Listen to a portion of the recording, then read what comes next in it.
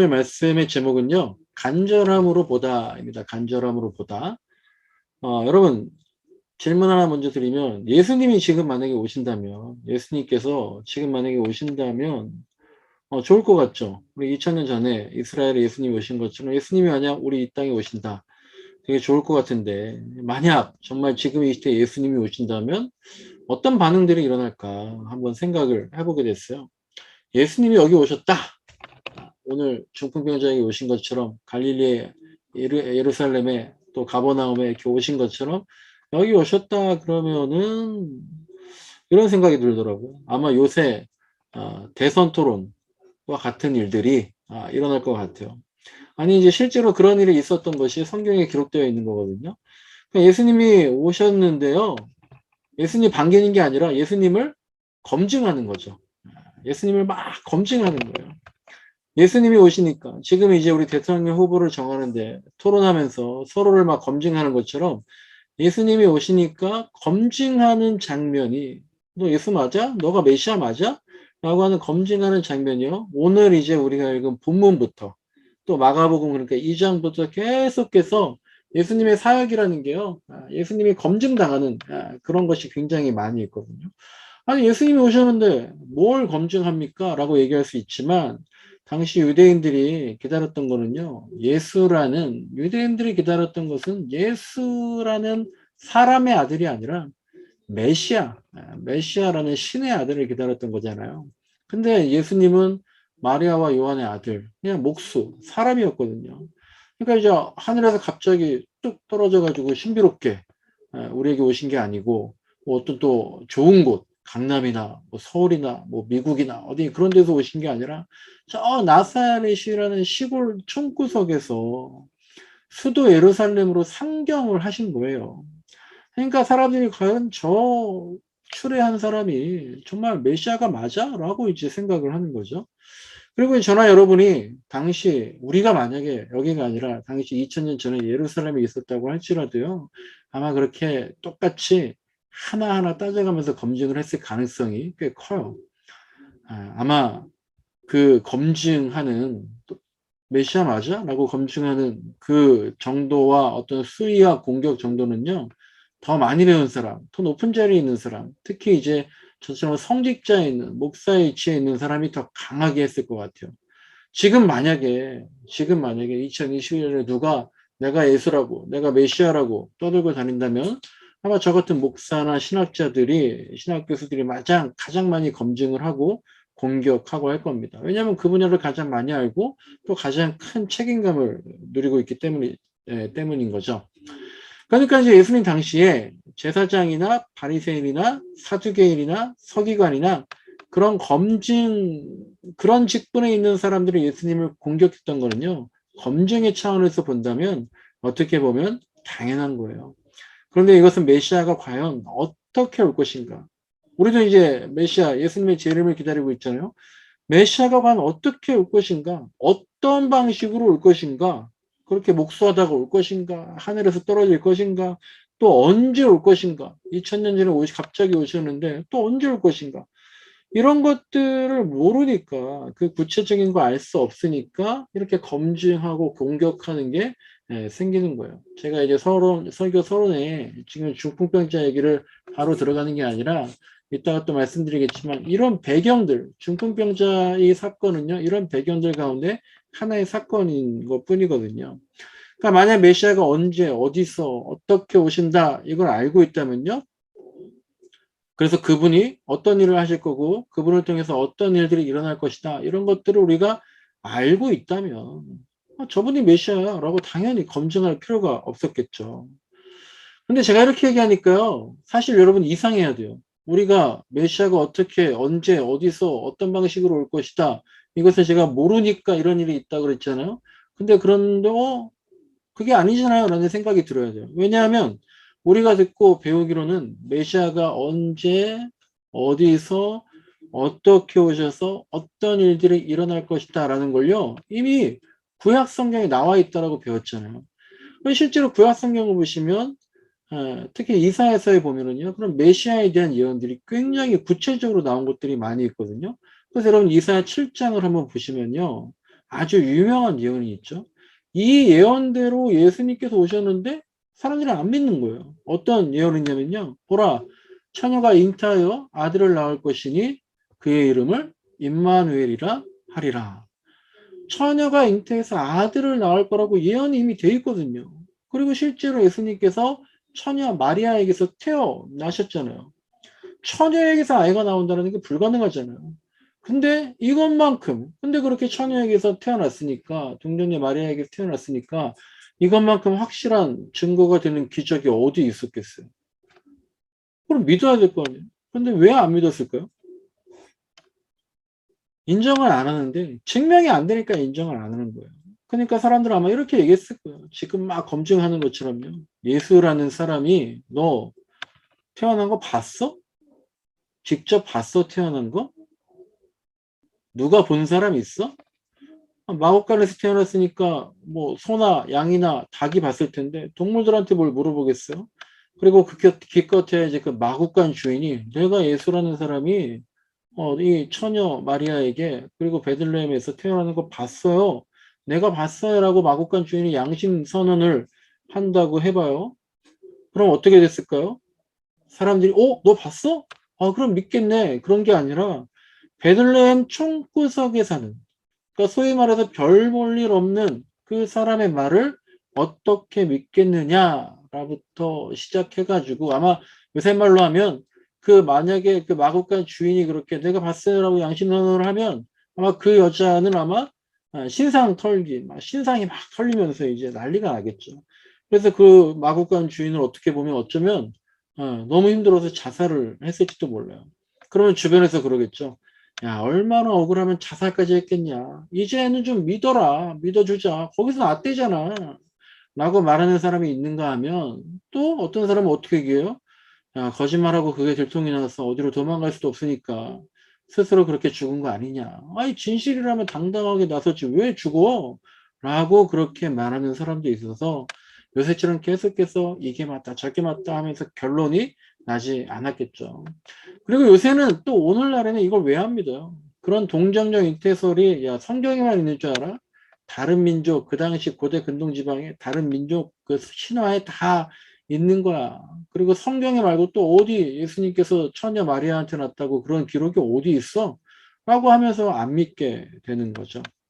어쨌든 성경에는요 그렇게 처녀 마리아에게서 잉태해서 날 것이다 이런 정도로만 기록이 되어 있는 게 아니라요. 미가서에 보면은요 베들레헴 에브라다야 너는 유다 민족 속에 가장 작겠지만 너희 중에서 이스라엘을 다스릴 자가 나올 것이다 라고 되어 있거든요. 이렇게 어디서 베들레헴에서 메시아가 나올 것이라고 정확하게 예언이 되어 있는데 그래서 예수님이 실제로 베들레헴에서 태어나셨는데 왜 이것도 안 믿을까요? 뭐라고 하면서 안 믿을까요? 아니 집이 나사렛인데 왜 베들레헴까지 와서 애를 낳냐? 일부러 성경대로 맞추려고 조작한 거 아니야? 이렇게 얘기하면서 안 믿을 수도 있는 거예요.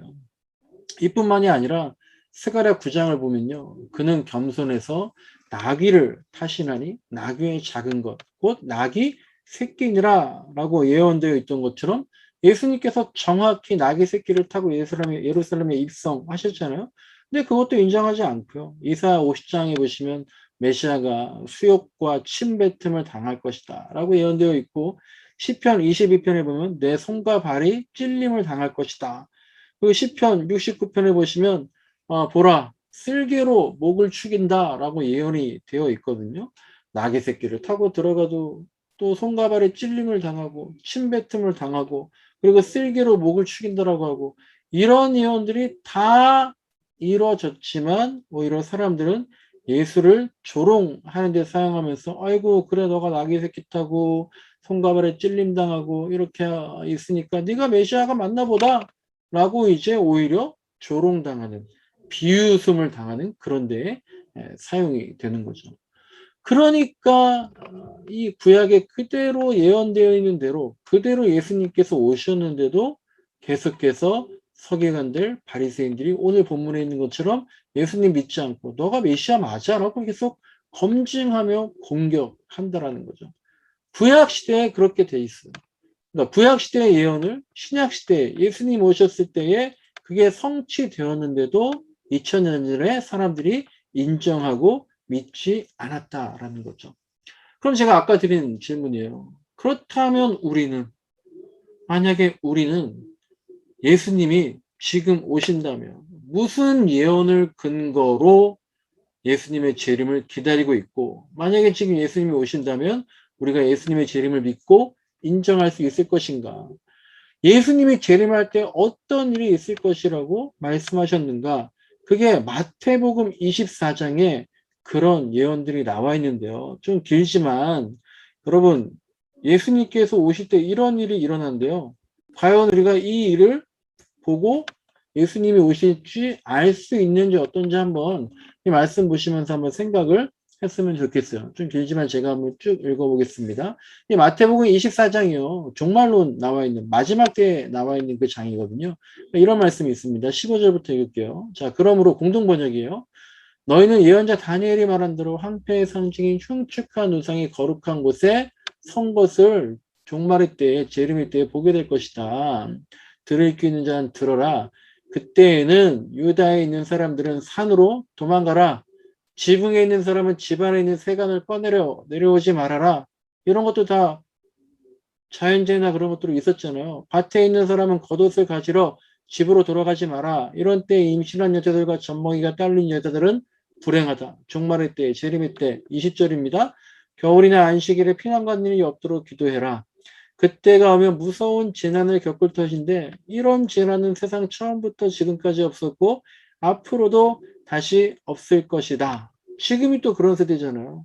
그러니까 우리가 쓰나미가 오거나 지금 산불이 나거나 여러 가지 막 기후 이상이 오거나 코로나가 오거나 계속해서 이런 말씀을 보면서 야 종말의 때인 것 같아. 재림의 때인 것 같아. 그렇게 얘기하는 분들이 있는 거거든요. 22절입니다.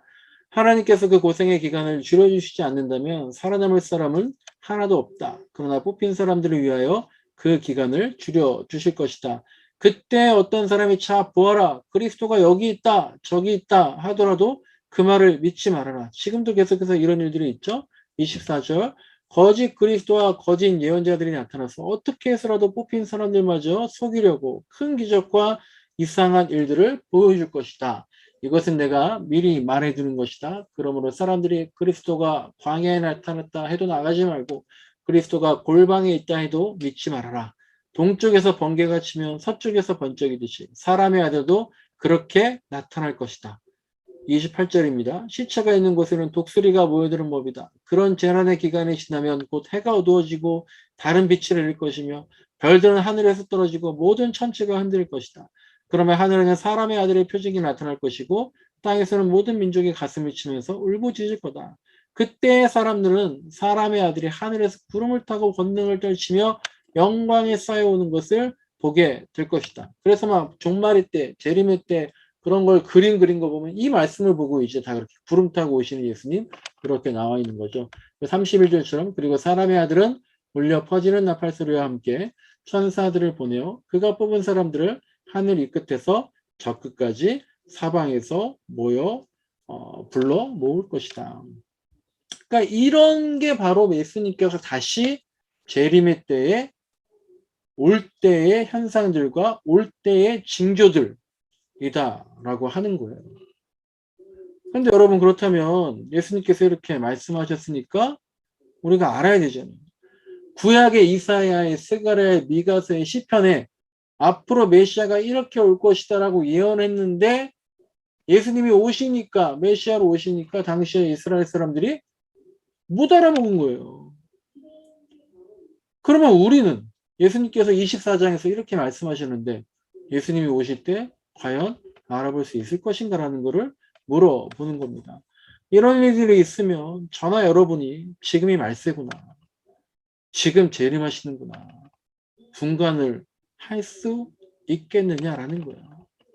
근데 제 생각엔 아마도 지구가 완전히 막 다 망해도 뭐 투모로우나 어떤 영화들처럼 싹 다 망해서 정말 소수만 살아남는다고 해도 아마 그때도 인정 안 하는 사람들이 있을 것이고 어떤 누군가가 나와서 양과 염소를 심판하고 하더라도 우리는 아마 이렇게 얘기할 가능성이 커요. 그러니까 우리도 바리새인이나 서기관들처럼요. 저 사람이 죄이 많은 예수인 줄 어떻게 알아? 확실한 거야? 그렇게 얘기할 가능성이 큰 겁니다. 그러니까 이제 정말 죽고 나서 천국에 가봐야 아는 거 아니야? 뭐 이런 말이 나오는 것 같아요. 자, 서두가 길었는데요. 오늘 본문 마가복음 2장은요. 이런 논란의 시작이 되는 거예요. 중풍병자 이야기를 한 사건이지만 이 사건이 이런 저 사람이 메시아 맞아? 왜 갑자기 죄를 사한다고 해? 이런 배경하에서 이 사건이 진행이 되고 있는 겁니다. 그래서 1절을 보시면요. 예수님께서 수일 후에 가버나움으로 가셨다. 수일 후에 가버나움으로 가셨다라고 기록이 되어 있는데요. 오늘 마가복음 2장이잖아요. 그래서 이제 마가복음 1장을 잠깐 보면은 예수님께서 벌써 가버나움에서요. 며칠 전에 많은 이적을 행하셨고요. 귀신 들린 사람을 고치시고 많은 환자를 고치시고 나병 환자도 고치시고 그리고선 다른 곳으로 가셨는데 그 사이에 가버나움이 난리가 난 거예요. 아니 예수라는 사람이 왔는데 갈릴리 사람, 나사렛 사람 예수라는 사람이 왔는데 온갖 기적을 하더라. 아픈 사람 고치더라. 신기하더라. 근데 아픈데 예수님 못 본 사람들이 있었던 거예요. 그 사람들이 그 예수라는 사람 어디 있어라고 간절히 찾아내는데 이미 다른 곳으로 갔다라는 거예요. 그러니까 땅을 치고 한탄하고 어떻게 다시 예수님 만날 수 있을까라고 있는데 수일 후에 예수님께서 다시 가버나움에 오셨으니까 어떻게 했어요? 와 난리가 났겠죠. 환호하고 드디어 오셨다. 다 따라가가지고 고쳐달라 그러고 또 예수님 말씀하시는 그런 여러 가지 것들 들으려고 하고 난리가 났겠죠. 지금 이제 BTS가 방탄소년단이 11월 달에 LA에서 콘서트 한다고 하는데 2년 만에 코로나 때문에 2년 만에 현장에서 콘서트를 한다라고 하니까 콘서트를 4번 하는데 그 4번 하는 동안 좌석이 32만 석이에요. 그게 근데 전부 다 매진이 됐다는 거야. 그 50만 원짜리 VIP석이 우리나라로 치면 암표가 50만 원짜리가 1,800만 원에 거래가 되고 있다는 거야. 그러니까 방탄소년단을 기다렸던 팬들이 이제 방탄소년단이 다시 와서 현장 콘서트 합니다. 그러니까 난리가 난 거잖아요. 그런 것처럼 지금 가버나움에 있는 사람들이요. 예수님 다시 오신다고 하니까요. 당시로서는 상상할 수 없는 인산인해를 이루면서 모여든 거예요. 그래서 2절을 보니까 많은 사람이 모여서 문 앞까지도 들어설 자리가 없었다라고 했던 거죠. 그래서 그렇게 사람들이 모여서 어떤 사람 고치시기도 하고 예수님의 도를 듣고 가르치기도 하고 하시는데 갑자기 돌발 상황이 일어난 거죠. 뭐냐면 갑자기 저쪽에 사람들이 누군가를 침상 들고 4명이서 오고 있는데 못 들어가겠는 거죠. 그러니까 갑자기 그 집 옥상으로 올라갔더니 그리고 옥상에서 올라가서 지붕을 뚫고 환자의 침상을 내렸다는 거 아닙니까? 당시 이스라엘 가옥 구조가 많이 들으셨겠지만 이제 옥상으로 올라가는 옆에 계단이 있었다 그래요. 그리고 지붕이 뭐 지금 같은 시멘트가 아니라 중간중간에 나무 기둥들을 세워놓고 그 나무 기둥에다가 또 잔가지, 나뭇가지들 그리고 이제 거기다가 짚을 얹고 거기다 진흙을 발라가지고 지붕을 만든 거죠. 그러니까 그 지붕을 뚫는 게 아주 어려운 건 아니었는데 또 그만큼 단단하지 못하니까 추락의 위험도 있었던 거죠. 게다가 이제 그 지붕을 뚫었을 때 흙먼지가 떨어지고 막 또 소동이 나고 그러니까 이제 남의 집 지붕을 막 그렇게 뚫는 거 그게 쉬운 게 아니잖아요. 그런 것들을 모두 뒤로 하고 가장 중요한 게 뭐냐? 가장 중요한 게 뭐냐? 자존심이냐? 체면이냐? 야, 지금 가장 중요한 게 뭐냐? 이 친구 지금 몇 년인지 몇십 년인지 모르겠지만 뇌졸중으로 쓰러져가지고 계속 누워만 있는 이 친구 예수님 다시 오셨을 때 살려야 되는 거 아니야. 그걸 위해서라면 이 정도 감수할 수 있는 거 아니야? 라고 하면서 용기를 내고 이 친구들이 예수님에게 자기 친구를 침상에 눕혀서 사람들 다 보는 앞에서 창피한데도 불구하고 그렇게 지붕을 뚫고 내려 보냈던 거죠. 그랬더니 예수님께서 이렇게 생각했다라고 예수님께서 이렇게 생각했다라고 하는 게 5절 말씀이에요. 예수님께서 그걸 보시고 이런 생각을 하셨대요. 그들의 믿음을 보시고 라고 나와 있습니다. 그들의 믿음을 보시고 라고 나와 있는 거예요. 우리라면 그 4명의 친구들 그리고 중풍병자에 뭘 보겠어요? 그럼 우리는 그들을 어떻게 보겠습니까?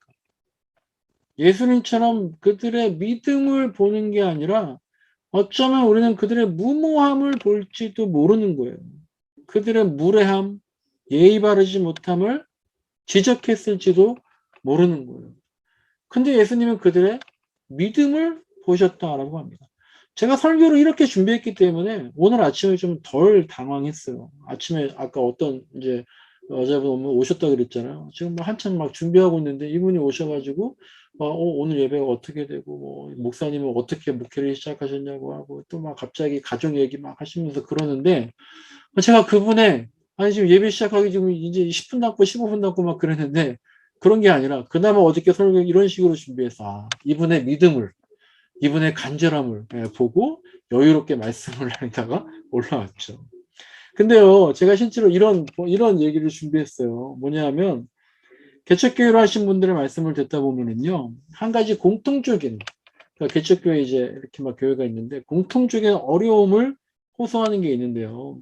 동네 사람들이 찾아온다는 거예요, 교회로.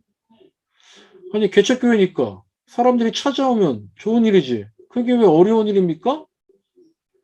제가 장신대 졸업하고 나서 한 수년 전에 실천신학대학원 대학교라는 곳에서 공부를 했는데요. 거기서 같이 수업하던 다른 교단 목사님 말씀이 그래요. 동네에 좀 정신이 혼미하신 분이 젊은 여자분이 있는데 그분이 매일 와서 말 걸고 시비 걸고 막 그렇게 하고 간다라는 거예요. 그러니까 그분하고 얘기하면 이분이 너무 피폐해진다라는 거예요. 또 어떤 목사님은 그래요. 다른 교회 다니는 분들이 와가지고 개척교회는 이래야죠. 저래야죠. 감나라 배나라 한다는 거예요. 또 어떤 분은요. 여자분이 건물 지하에다가 여자 목사님이 개척을 하시는데요. 새벽 기도를 이제 혼자 드려요. 근데 갑자기 계단에서 기도하고 있는데 계단에서 저벅저벅 막 남자 발자국 목소리가 남자 발자국 소리가 들린다는 거예요. 그러면 한번 생각해 보세요. 새벽 깜깜할 때 여자 혼자 집에 이렇게 있는데 뭐 발자국 소리가 저벅저벅 공포감이 장난이 아니라는 거죠. 근데 하루는 그렇게 쿵쿵쿵 걸어온 남자가 교회로 들어와 가지고요. 이런저런 신앙 얘기를 하다가 갑자기 교회 비밀번호를 알려달라고 그랬대요. 자기한테 비밀번호 알려주면 자기가 언제든지 교회에 와서 기도하고 가겠다라고 그렇게 얘기를 했다는 거예요. 그러니까 그 여자 목사님이 혼자 계시는데 얼마나 난감했겠어요. 그러니까 이런 일을 겪다 보니까 개척교회 하시는 분들이 사람이 찾아오면 기뻐해야 되는데 오히려 두려움이 예, 막 생기고 무례함 막 그런 게 느껴지고 막 그렇다라는 거죠. 그러니까 교회를 찾아오는 사람들을 바라보는 시선이 예수님이 중풍병자와 그 4명의 친구를 바라보는 시선 같아야 되는데 그렇지 않다라는 거예요. 처음엔 간절함, 믿음을 예수님처럼 그렇게 바라봤다가 자기들의 시선이 변하더라라고 하는 얘기들을 옛날에 들은 적이 종종 있었어요.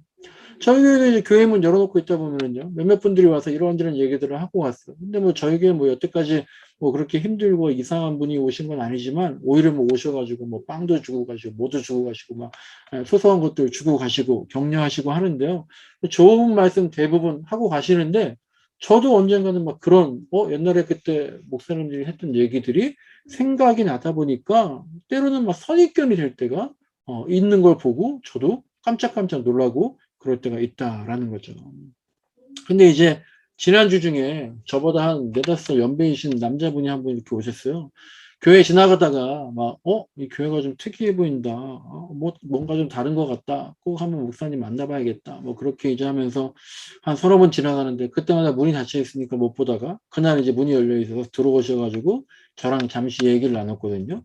이런 저런 얘기를 나누다 보니까요. 이른바 요새 이제 가나안 성도.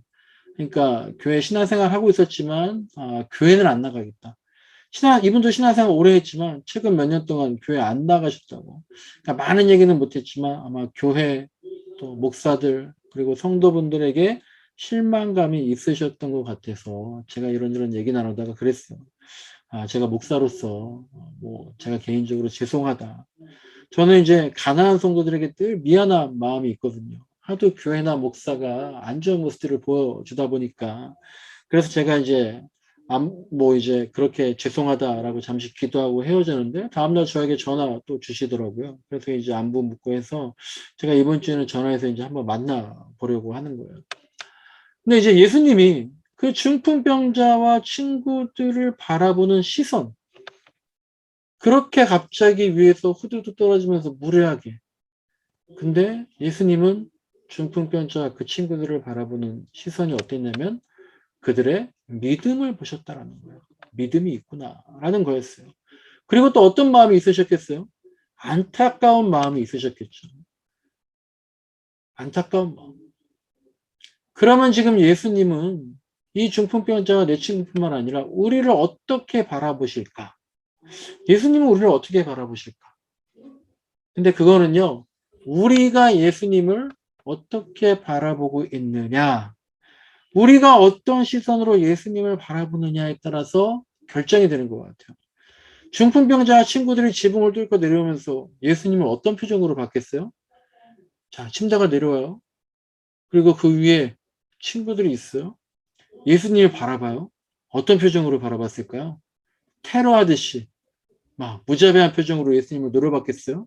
아니면 야, 이 예수님 오셔가지고 뭐 이렇게 모여 있는데 이거 집회 방해하려고 했는데 야, 성공했다 그렇게 비웃으면서 예수님 바라봤겠어요? 어떻게 바라봤겠어요? 예수님 제발, 예수님 제발, 제발이라는 그런 간절한 마음, 그런 눈빛으로 예수님을 바라봤겠죠. 제 생각엔 그 간절함을요, 예수님께서는 믿음으로 표현하신 것 같아요. 흔히 우리가 이 장면을 보면서요, 이 자들이 이렇게 무모하고 무례하기까지 하면서 예수님께 온 것이 바로 믿음의 표징이다라고 얘기하는데, 그것도 맞는 말이지만, 저는 그런 행위가 아니라 그들의 눈빛, 그 눈빛을 보시고 예수님께서 그것을 믿음이다라고 생각하신 게 아닐까라는 생각이 듭니다. 어쨌든 그렇게 해서 예수님께서 이 중풍병자를 고쳐주셨습니다. 근데 여기서 이제 사탄이 나는 거죠. 예수님이 정말, 좀 죄송한 표현이지만, 예수님이 정말 말이 문제예요. 말. 입이 문제예요. 말씀을 너무 함부로 하세요. 그러니까 똑같은 말씀이라도 좋게 좋게 하시면 되는데, 자꾸 너무 강직하게 말씀하시니까 그 말로 이제 시비거리를 만드시는 거죠. 오늘도 5절에 보니까 병을 고쳐주시면서 이렇게 말씀을 하셨잖아요. 5절에 보니까 이르시되 작은 자야 네 죄 사함을 받았느니라 라고 하셨어요. 그냥 일어나 가라 라고 하면 되는데. 그러니까 또 어떻게 됐어요? 검증단원들이 또 나서는 거예요. 6절을 보니까 거기 있던 서기관들이 뭐라고 했다고 합니까? 이 사람이 어떻게 이렇게 말하는가? 신성모독이다. 오직 하나님 한 분 외에는 누가 능히 죄를 사하겠느냐라고 생각을 했다라는 거죠. 요즘 같으면 아마 그거를 유튜브로 막 촬영을 하면서 유튜브 라이브로 지금 저 예수라는 놈이 죄를 사한다고 선포했어요. 막 그러면서 이제 난리가 났겠죠. 이게 이제 아까 설교 첫 부분에 제가 왜 메시아 예언과 재림에 관한 예언을 그렇게 장황하게 얘기를 했냐면요. 바로 이 부분 때문에 그래요. 아까 구약의 메시아 예언에 대해서 말씀드릴 때 일부러 하나 말씀 안 드린 구약 본문이 있어요. 그 구약 본문이 메시아가 오면 이런 일들이 있을 것이다라고 예언한 게 이사야 35장에 있는데요. 이 말씀이 이겁니다. 그때 맹인이 눈을 뜰 것이고 못 듣는 사람이 귀가 열릴 것이고 저는 사람이 사슴같이 뛸 것이다라는 말씀이 있어요. 메시아가 왔을 때 이런 일들이 일어날 것이다라는 건데요. 예수님이 지금 그런 기적들을 행하고 계시잖아요. 지금도 평생 누워있던 사람을 일어나 뛰게 하시잖아요. 그렇게 하는 게 바로 그러니까 예수님이 메시아이시고 그러니까 예수님은 죄를 사할 권세가 있으신 건데 지금 유대인들이 그걸 믿지 않고 인정하지 않는 거다라는 거죠. 그리고 아까랑 반복되는 거예요. 중요한 건 우리라면 믿겠냐라는 거예요. 우리라면 그렇게 오셔가지고 개정을 행하신 예수님을 만약 우리가 2000년 전에 거기에 있었더라면 그리고 아니면 오늘날 그런 예수님을 만나든지 하면 우리가 예수님을 알아볼 수 있겠느냐라는 거예요. 서기관들과 제사장, 바리새인들도 예수님께서 그렇게 오실지 알았겠어요? 그러니까 그런 검증의 눈초리로 예수님 바라보는 거죠. 우리는 그런 예수님을 우리는 어떻게 바라보겠느냐라는 거예요. 중풍병자 친구들처럼 간절함으로 믿음을 표현하면서 바라볼 것인가? 아니면 서기관들처럼 날선 눈빛으로 바라볼 것인가? 우리가 어떻게 예수님 바라보느냐에 따라서 예수님도 우리를 바라보신다는 거예요. 그래서 이제 계속해서 본문 보시면요. 예수님께서 이런 서기관들의 그 마음속 생각을 아시고 이렇게 말씀하십니다. 9절 말씀입니다. 중풍병자에게 너의 죄사함을 받았느니라 라고 하는 말과 일어나 내 상을 가지고 걸어가라 하는 말 중에서 어느 게 쉽겠느냐 라고 말씀하시죠. 어느 게 더 쉽겠어요?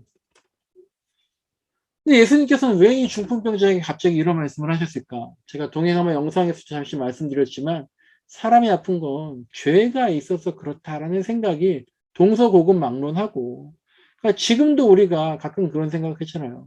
야, 저 집안에 저렇게 자꾸 일이 생기는 거 도대체 무슨 잘못했길래 저 집안에 저렇게 무한히 끊이지 않느냐, 이런 생각부터 시작해서 나 자신도 몸이 자꾸 아프고 일이 자꾸 꼬여가지고 잘 풀리지 않으면, 저도 요새 계속 약간 두통이 있다 보니까 내가 뭘 잘못하고 있나? 내가 무슨 죄를 지었나? 여러분도 그럴 때가 있잖아요. 내가 지난 주일에 교회를 안 나가서 그런가? 내가 예배 시간에 졸아서 그런가?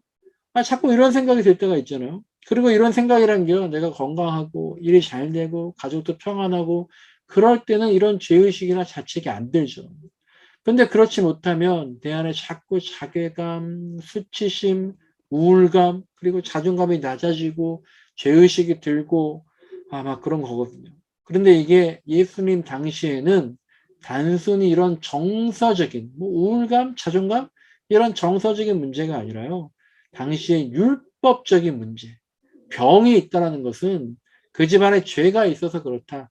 당시에 율법적인 문제였거든요. 그러니까 오죽하면 여자가 생리할 때에도 정결법에 따라서 불결하다라고 하는 상황이니까 나병 환자라든지 이런 중풍병자는 더 심각한 죄를 지은 걸로 생각을 했던 거죠. 그러니까 예수님께서 이제 더 이상 이 사람은 죄인이 아니다, 이걸 선포하신 거예요. 이 사람 더 이상 죄인이 아니야. 너희들 그렇게 그런 눈초리로 이 사람을 내리깔아서 보지 말아라 라고 말씀을 하시는 거예요. 그리고 이 중풍병자에게도 너도 더 이상 괜한 죄의식을 갖지 말아라 라고 선포하시는 거예요. 이제 괜찮아 라고 하기 위해서 이 말씀을, 죄사함을 받았다라고 하시는 거죠. 그리고 두 번째로 왜 너희 죄사함을 받았다라고 얘기하셨는가 라면은요, 내가 메시아다, 내가 메시아다 라는 걸 알리기 위해서요. 내가 하나님의 아들이다, 내가 그리스도다, 내가 구원자다. 그러니까 굳이 논쟁거리가 될 걸 뻔히 아시면서도 일어나 내 상을 가지고 집으로 가라 라고 그냥 간단하게 말했으면 끝나는 것을 죄 사함을 받았다 라고까지 얘기를 하시는 거죠. 그래서 이게요, 어느 게 더 쉽겠느냐, 이거는요, 일어나 죄사함을 가게, 일어나 집으로 가라, 아니면 죄사함을 가라, 죄사함을 받았다, 어느 게 쉽냐, 어느 게 어떻게 말하는 게 쉬우냐, 어떤 결과가 쉬우냐, 이게 아니라요, 그런 의미가 있는 것 같아요. 어느 게 더 논란의 여지가 있겠느냐라는 의미도 되는 것 같아요. 내가 죄사함을 받았다라고 얘기하면 논란의 여지가 있을 것을 알면서도 어렵게 이렇게 죄사함을 받았다라고 얘기한 것은 바로 이 두 가지. 이 친구 더 이상 죄인이 아니다, 너도 죄인이 아니니까 괜찮아, 그리고 내가 메시아다 라고 하는 것을 말씀하시기 위해서 더 어려운 표현으로 말씀을 했던 거죠. 말씀을 마무리하면서 제가 여러 가지 얘기했는데 우리가 몇 가지, 한 네 가지만 간단하게 생각을 해봤으면 좋겠어요. 첫째는요, 우리가 믿음의 친구들이 있는가? 내 주변에 믿음의 친구들이 있는가? 제가 본문 설명하면서 이 말씀을 드리지 않았지만 정말 우리가 믿음 안에서 같이 살아갈 형제 자매가 있는가? 그리고 나는 또 그런 친구가 되고 있는가? 우리 동해한빛교회가 한 형제 자매로서 그런 공동체성, 정말 믿음의 형제 자매로 되어갈 수 있겠는가? 나는 거기서 어떤 역할을 할 것인가? 이런 것들을 고민하며 살아갔으면 좋겠습니다. 둘째로는요, 우리가 과연 믿음이 있는가? 믿음이 있는가? 주님이 그 믿음을 보셨다라고 하시는데요. 저는 이것을 이렇게 표현했습니다. 그들의 눈빛을 보셨다. 그들의 간절한 눈빛을 보셨다. 우리도 예수님을 간절함으로 봐야 되고, 우리가 하나님을 또한 이웃을 간절함으로 봐야 되는데, 우리는 어떤 눈빛으로 예수님 바라보고 이 시대를 바라보고 주변 사람들을 바라보는가? 정말 이 친구들과 이 뇌졸중 환자와 같이 간절한 눈빛으로 제발 예수님, 예수님 제발 이라는 그런 간절한 눈빛으로 예수님 바라보고 있는지, 아니면 서기관들의 눈빛처럼 어떤 그렇게 날선 눈빛으로 예수님 바라보고 있는지 생각을 했으면 좋겠어요. 셋째로는 예수님의 재림의 때에 그게 어떤 방식으로고 어떤 형체가 메시아로 올지 모르는데 과연 우리가 예수님을 알아볼 수 있을까? 그때 우리가 검증만 하려고 달려들지 않을까? 그런 것들. 나는 정말 알아볼 수 있을까? 내가 지금 자꾸 검증만 하고 있는 거 아닌가? 이런 것들을 생각했으면 좋겠어요. 그리고 마지막으로 우리가 고침받은 중풍병자의 마음을 가지면 좋겠습니다. 그것은 고침받은 중풍병자, 그 마음, 그거는요, 주눅들지 않는 거예요. 자존감을 높이는 거예요. 자책하지 않는 거예요. 우울감을 버리는 거예요. 죄의식을 버리는 거예요. 예수님은 우리가 그렇게 쓸데없이 그런 마음에 사로잡혀 사는 거 원치 않는 거예요. 죄사함을 당했어. 괜찮아. 이제 가봐. 라고 예수님께서 말씀을 하시는 거거든요. 자, 오늘 설교 제목이 간절함이 보다예요. 우리가 예수님 보고 알기를 바랍니다. 또 우리가 이웃을 알아봤으면 좋겠어요. 간절함이 있어야 보게 되고 알게 되는 거죠. 우리가 서기관들처럼 너무 냉철하게만 검증하려고만 그런 눈으로 예수님과 교회와 이웃들을 보면 안 되겠다라는 겁니다. 그리고 오늘 본문을 보시면요. 등장인물이 이래요. 등장인물이 중풍병자가 있죠. 친구들이 있죠. 그리고 예수님이 있죠. 서기관들이 있죠. 군중들이 있죠. 이 중에서 메시아를 알아본 사람은 누구겠습니까? 간절함이 있는 사람이 메시아를 알아보는 거예요. 예수님도 그 간절함을 믿음이라고 하셨습니다. 여러분, 정말 우리가, 저와 여러분이 간절함이 있어서 그렇게 예수님께 믿음 있는 자라고 인정을 받았으면 참 좋겠습니다. 그래서 우리가 간절함으로, 긍휼함으로 이 시대와 믿지 않는 사람들을 바라보는, 그렇게 우리가 바라볼 때 예수님도 우리를 그렇게 바라보시는 거예요. 그래서 이 세상을 예수님이 중풍병자 치유하신 것처럼 치유하고 또 나도 그렇게 치유받는 그러한 동행한빛교회 성도들, 우리 공동체가 되기를 간절히 소망합니다.